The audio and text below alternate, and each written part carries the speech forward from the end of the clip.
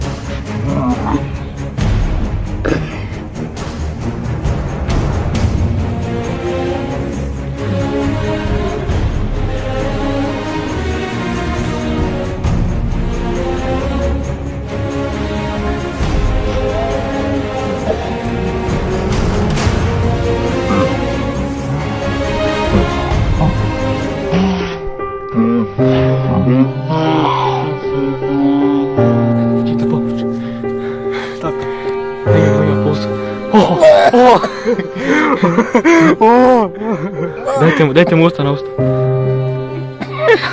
Pobjednik je... Mate Kukec!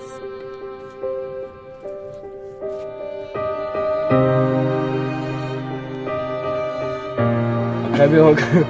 Se leže mrtav na podu. Nalik sam bio grad. Hvala, evo, jedan pljesak molim za Meksiko.